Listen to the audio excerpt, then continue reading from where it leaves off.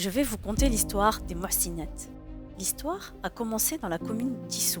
L'idée était de créer des tantines dans lesquelles chacune puisse participer chaque mois en versant une somme avec un seul objectif, venir en aide aux personnes nécessiteuses.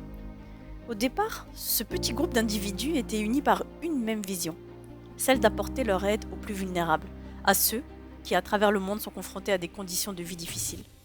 Ce petit projet, qui semblait modeste, est rapidement devenu bien plus qu'une simple initiative personnelle, et le nombre d'adhérents s'est multiplié. En effet, sachez-le, la générosité est contagieuse.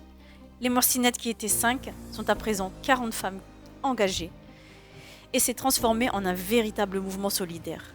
En 2022, après 5 années de travail acharné, d'efforts constants et de partage de notre vision, nous avons officiellement constitué notre association au titre de la loi de 1901.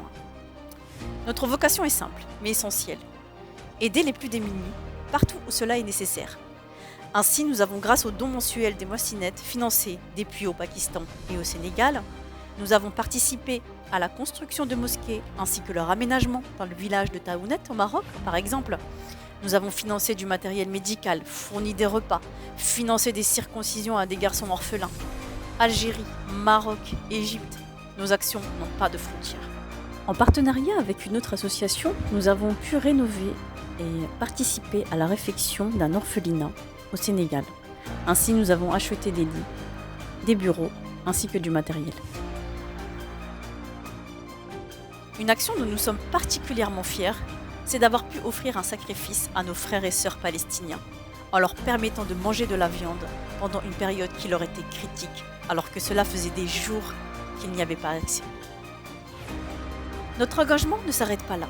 Nous sommes particulièrement sensibles au sort des femmes veuves, seules, dans des situations précaires. Les orphelins également sont notre priorité. À cette occasion, en partenariat avec notre sœur Fatima Mazouari, nous avons relevé un défi de taille. Nous avons créé un lieu pour ces personnes vulnérables. Nous sommes en effet à l'origine de la création d'un centre d'éducation pour femmes seules et pour leurs enfants dans la ville de Ouled Belhail au Maroc. Ce centre est une bouffée d'oxygène pour ces femmes. Elles y apprennent un métier, se socialisent, s'éduquent. Leurs enfants ont accès à l'éducation religieuse notamment. Aujourd'hui, ce centre, dont nous louons le local, compte 180 femmes et une trentaine d'enfants. Ce qui nous amène aujourd'hui à vous. Car aujourd'hui, vous allez faire partie de ce projet. Je vous l'ai dit, la générosité est contagieuse.